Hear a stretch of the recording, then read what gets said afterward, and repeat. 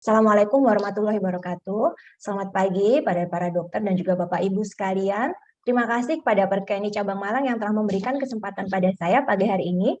Saya akan berbagi informasi tentang tips dan trik pengaturan diet bagi diabetisi selama Ramadan.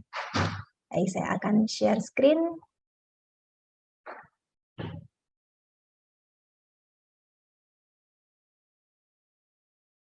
Baik. Mungkin sebelumnya di hari kemarin juga Bapak Ibu sudah mengikuti dari materi-materi. Saya akan mengulang sedikit saja bahwa diabetes mellitus itu merupakan penyakit yang ditandai dengan adanya kadar glukosa atau gula darah yang melebihi nilai normal karena fungsi dan atau produksi dari insulin yang terganggu. Dan di Indonesia sendiri ini menduduki saat ini tuh peringkat ke-7 ini pada data tahun 2019 dari 10 negara dengan penyakit penderita DM tertinggi di dunia. Nah, di sini memang untuk manajemen dari diabetes mellitus itu memiliki 4 pilar. Yang pertama adalah edukasi, kemudian diet atau terapi medigisi, aktivitas fisik, serta terapi farmakologi atau obat-obatan. Di sini saya akan menjelaskan tentang diet atau terapi medigisi. Mungkin di sini juga yang perlu diperhatikan untuk Bapak dan Ibu bahwa diet itu tidak hanya untuk menurunkan berat badan.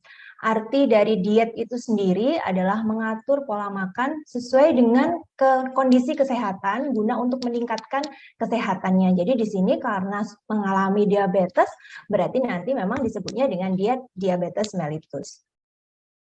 Nah, diet diabetes mellitus ini sendiri prinsipnya itu hampir sama dengan masyarakat umum atau masyarakat sehat, di mana dengan diet seimbang.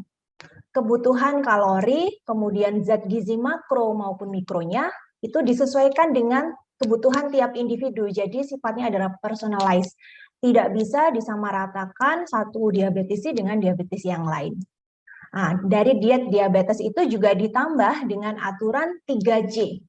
Ya, ada jenis, jumlah, serta jadwal. Yang pertama adalah jenis, di mana memang Bapak Ibu perlu mendapatkan nutrisi atau gizi, itu ada 2 macam. Yang pertama, zat gizi makro, di mana zat gizi makro ini dibutuhkan oleh tubuh kita itu dalam jumlah yang besar. Dibagi menjadi 3, yaitu karbohidrat, protein, serta lemak.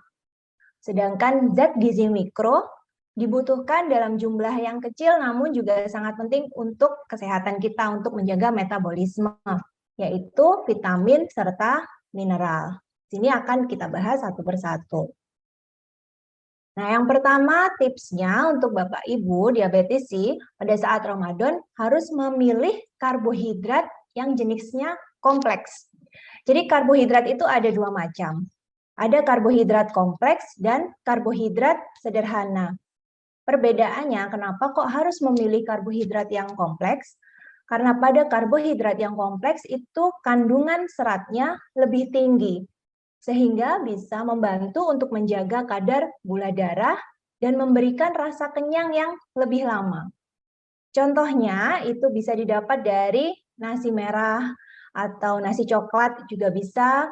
Kalau roti diganti ke varian roti gandum, kemudian jagung, kentang, lalu umbi-umbian seperti ubi, singkong itu juga termasuk karbohidrat kompleks, havermut atau oat, lalu ada biji-bijian.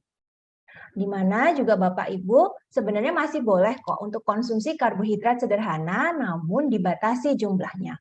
Contohnya apa? Kalau karbohidrat sederhana itu memang gula ya, gula pasir, lalu memang di makanan atau minuman manis itu, lalu seperti produk biskuit atau tepung-tepungan ya, cake itu juga mengandung karbohidrat sederhana. Boleh dikonsumsi namun memang dibatasi jumlahnya. Yang perlu diperhatikan lagi untuk memilih sumber karbohidrat itu kita melihat yang namanya indeks glikemik. Indeks glikemik itu adalah sebuah ukuran yang menunjukkan seberapa cepat bahan makanan yang mengandung karbohidrat itu diproses menjadi gula oleh tubuh. Jadi kalau nanti nilainya itu rentangnya memang antara 0 sampai 100 biasanya. Kalau semakin tinggi nilai indeks glikemik tadi, maka kadar gula darah itu juga akan naik lebih cepat. Dibagi menjadi 3 untuk indeks glikemik, yaitu yang rendah jika nilainya kurang dari sama dengan 55, sedang itu 56 sampai 69, dan tinggi jika lebih dari sama dengan 70. Untuk Bapak Ibu diabetes sih, sebaiknya memilih sumber karbohidrat yang memiliki nilainya itu yang rendah. Boleh sedang, namun sebaiknya memang membatasi atau bahkan menghindari yang nilainya tinggi untuk indeks glikemik.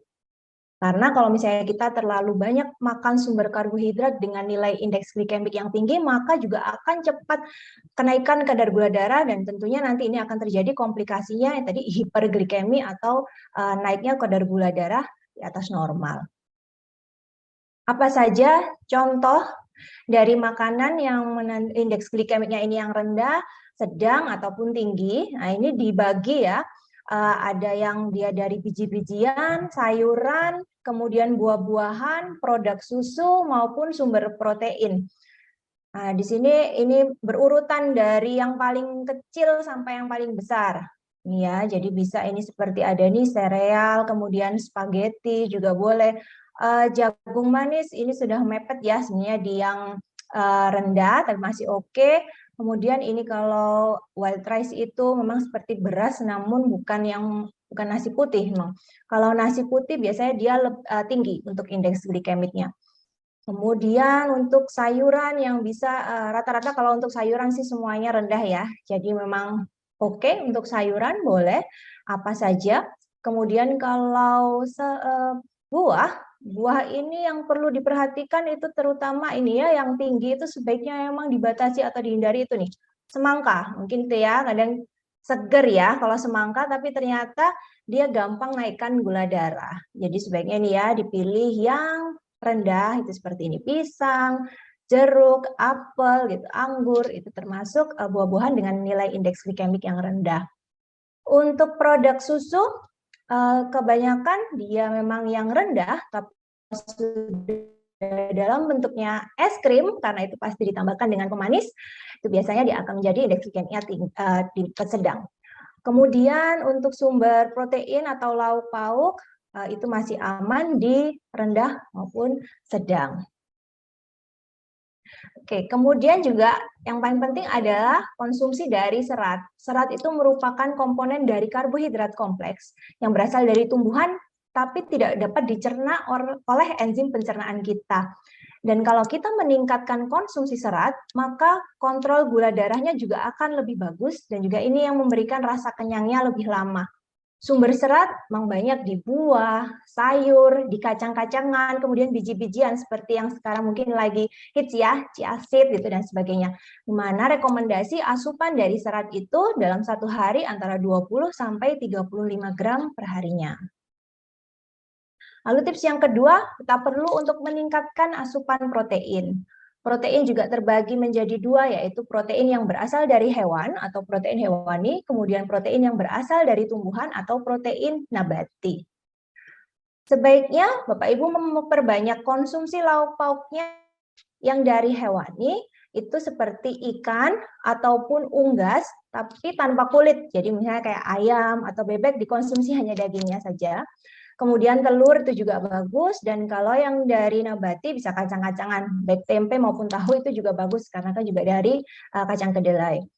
Sebaiknya memang membatasi konsumsi lauk yang tinggi lemak seperti daging merah.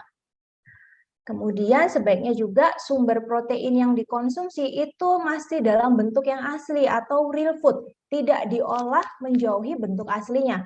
Contohnya apa yang makanan menjauhi bentuk aslinya yang dari sumber protein itu seperti sosis, cornet, ham, bacon, itu karena kalau bentuknya semakin jauh dari bentuk aslinya, terlalu banyak mengolahnya, itu nilai kandungan gizinya akan berkurang. Kemudian biasanya makanan olahan ini juga tinggi garam. Sebaiknya memang kalau untuk asupan garam juga dibatasi. Oke, tips yang ketiga yaitu kita perlu memperbanyak konsumsi dari lemak yang baik. Jadi lemak itu tetap boleh dikonsumsi, namun kita harus pintar memilihnya. Ada beberapa macam, ada 3 macam untuk sumber lemak itu. Yang pertama ada lemak jenuh, kemudian lemak trans, lalu lemak tidak jenuh. Bapak Ibu perlu untuk meningkatkan asupan lemak yang baik, yaitu asupan lemak tidak jenuh. Sementara untuk lemak jenuh itu harus dibatasin dan lemak trans itu tidak boleh dikonsumsi sama sekali. Contohnya apa kalau lemak tidak jenuh? Itu bisa nih ya dari alpukat, kemudian minyak zaitun, minyak canola, itu minyak nabati. Kemudian kalau ada juga ikan laut dalam. Nah, biasanya kalau ikan laut dalam ini tidak melulu kayak salmon atau tuna, itu juga boleh yang tinggi sumber omega 3-nya yang ada di pasaran kita yang di Indonesia mudah didapat, itu seperti ikan kembung maupun ikan bandeng, itu juga tinggi omega 3, di mana omega 3 itu bisa membantu meningkatkan sensitivitas dari insulin. Jadi kan karena biasanya itu ya fungsi dari insulin itu terganggu, maka menyebabkan itu gula itu akan sulit masuk ke dalam sel. Nah, dengan insulin ini ditingkatkan sensitivitasnya, itu gula juga akan lebih mudah masuk ke dalam sel. Kalau lemak jenuh yang perlu dibatasin seperti lemak hewan ya, jadi kulit, kemudian gaji yang ada di daging, lalu produk susu seperti mentega, es krim keju itu harus dibatasin. Sementara kalau lemak trans itu biasanya ada pada makanan yang cepat saji, makanan yang digoreng, kemudian memang diolah dengan suhu yang terlalu tinggi itu biasanya mengandung lemak trans. Nah, kalau yang digoreng tadi kan takut juga bisa menyebabkan lemak yang tadi seharusnya baik. Biasanya nih ya, saya sudah masaknya, gorengnya pakai minyak zaitun gitu. Nah, padahal di minyak zaitun itu lemaknya bagus, lemak tidak jenuh. Tapi karena dipanaskan dengan suhu yang tinggi digoreng, itu nanti lemaknya jatuhnya jadi lemak yang tidak baik. Sehingga perlu untuk modifikasi cara memasaknya yang biasanya dengan digoreng bisa diganti dengan rebus, kukus, tumis, pepes gitu ya, panggang juga boleh. Kemudian produk santan, santan yang kental itu juga bisa mungkin diganti dengan yang lebih encer ataupun ada produk-produk pengganti santan. Nah ini juga cocok ya, mungkin sekarang minyak lagi langka berarti mungkin nggak usah kita repot-repot lagi nyari minyak untuk digoreng, tapi dimodifikasi cara untuk mengolah makanannya. Kemudian untuk yang zat gizi mikro itu ada mineral namanya itu natrium atau biasanya sumbernya itu berasal dari garam. Mana anjuran untuk asupan natrium bagi dietisi itu per hari kurang dari 1.500 mg per hari atau setara dengan garam dapur itu 2/3 sendok teh peres.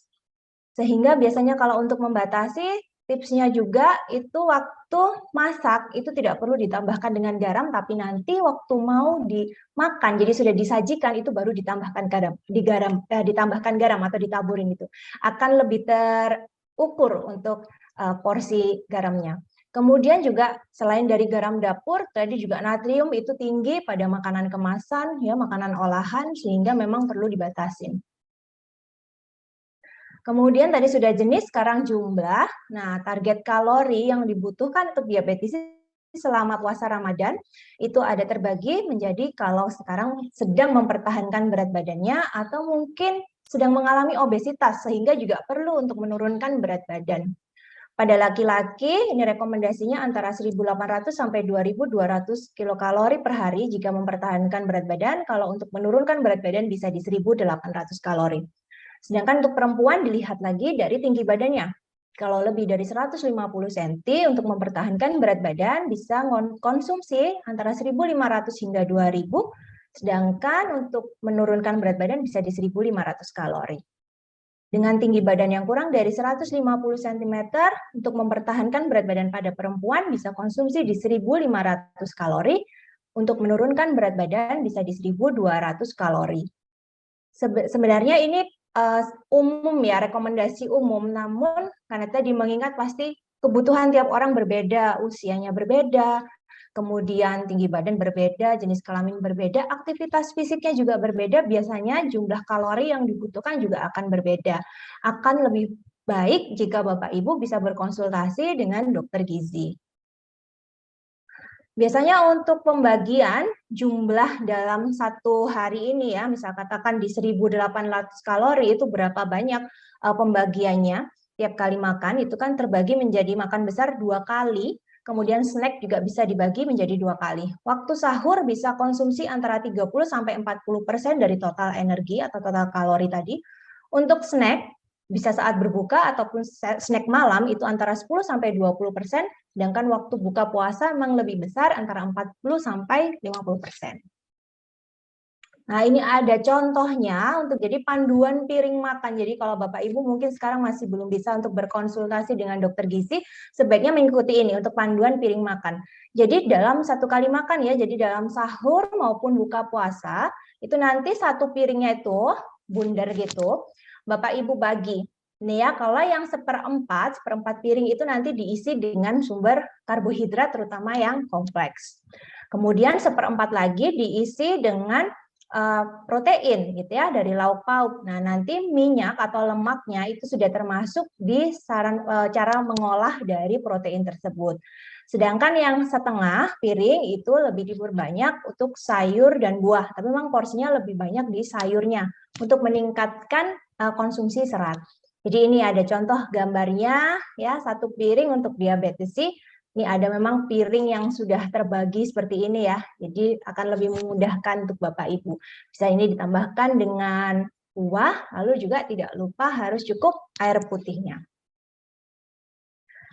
Kemudian yang terakhir yaitu jadwal. Nah, jadwal kalau biasanya itu Bapak Ibu kan makan 3 kali makan besar, kemudian ada snacknya 2-3 kali. Ini hanya contoh untuk jam-jamnya saja, bisa disesuaikan dengan kondisi Bapak Ibu. Nah, karena ada puasa, ibadah puasa tentu akan berubah nih ya jadwalnya, berarti nanti 2 kali makan besar, kemudian ada snacknya. Untuk sahur memang sebaiknya itu mepet dengan jam imsak gitu ya, jangan terlalu lama, karena supaya nanti bisa mengontrol gula darah, menghindari komplikasi terjadinya hipoglikemi selama puasa. Sedangkan kalau begitu sudah azan maghrib itu sebaiknya segera untuk membatalkan puasanya dan juga segera untuk makan besar.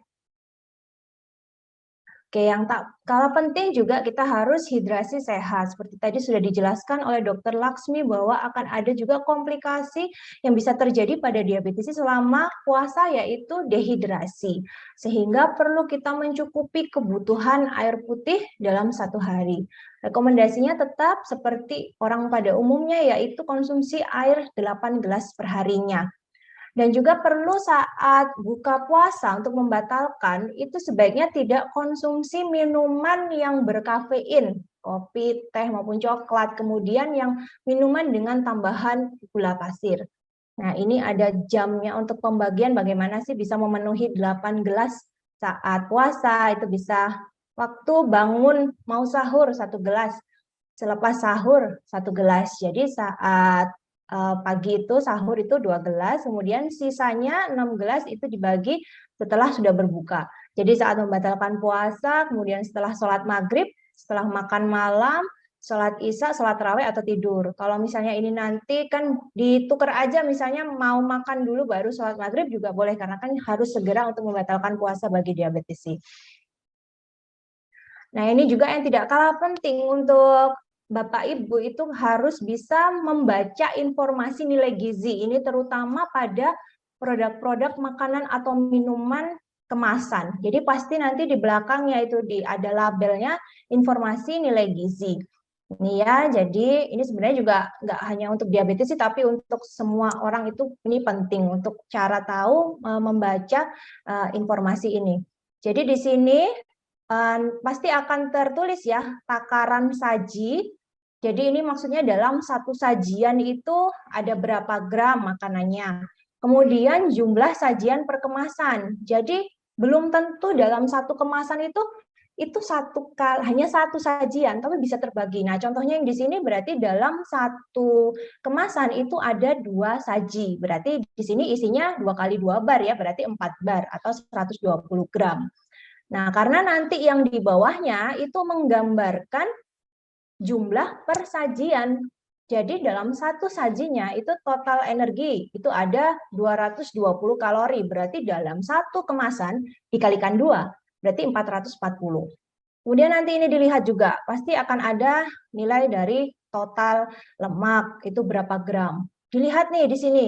Kalau di situ di makanan kemasannya ada lemak transnya, nggak 0, tapi misalnya ada 1 atau 2, wah itu sudah sebaiknya memang jangan dikonsumsi, karena kan kita tidak boleh mengkonsumsi lemak trans. Kalau lemak jenuh biasanya memang masih ada, itu dipilih memang yang kecil. Kolesterol boleh Bapak Ibu pilih yang 0. Kemudian ini ada protein, lalu karbohidrat. Nah, dipilih yang tinggi seratnya, gitu ya. Jadi bisa dipilih produk-produk yang tinggi seratnya, itu juga akan lebih bagus. Nah, untuk gula ini memang agak rancu. Kadang ini bukan literally itu atau gula pasir ya, tapi karena biasanya karbohidrat itu memang mengandung gula. Nah, kalau misalnya nanti itu perlu juga Bapak Ibu konfirmasi lagi dengan komposisi atau kandungan bahan-bahan yang digunakan di dalam makanan kemasan itu apakah memang mengandung gula pasir atau gulanya yang gula buatan. Kemudian di sini juga ada ya, ini nilai dari natrium. Nah, tadi kalau natrium kurang dari 1.500 mg per harinya. Jadi kalau di sini konsumsi yang sudah misal katakan 500 mg dalam satu saji, wah itu berarti sudah tinggi. Sebaiknya memang perlu dibatasi atau mungkin bahkan dihindari. Oke, jadi tips dan trik diet bagi diabetes bahwa pada saat puasa Ramadan, sebenarnya dietnya itu tidak akan berbeda jauh dengan diet sehari-harinya. Tetap kita tidak boleh ya, tidak boleh makan berlebihan, tinggi karbohidrat dan tinggi lemak. Jadi memang saat buka puasa sebaiknya tidak kalap. Nah, kemudian makan sahur selambat mungkin, makan berbukanya sesegera mungkin. Dipilih snack-snacknya yang rendah gula, seperti buah-buahan tadi dengan yang nilai indeks glikemiknya yang rendah atau sedang. Kalau ingin yang agak manis gitu boleh misalnya ditambahkan dengan yogurt, tapi pilih yang rendah gula ataupun agar-agar yang rendah pemanis. Menghindari minuman manis dan juga berkafein saat berbuka. Dan kita perlu untuk konsumsi makanan dengan cukup protein yang memiliki lemak yang baik, tinggi serat, kemudian karbohidratnya rendah dari indeks glikemik, pasti akan bisa membantu kontrol gula darah dan rasa kenyang lebih lama sehingga bisa diminimalkan komplikasi yang akan terjadi saat puasa dan Bapak Ibu bisa berpuasa penuh meskipun memiliki penyakit diabetes. Baik, sekian dari saya. Terima kasih.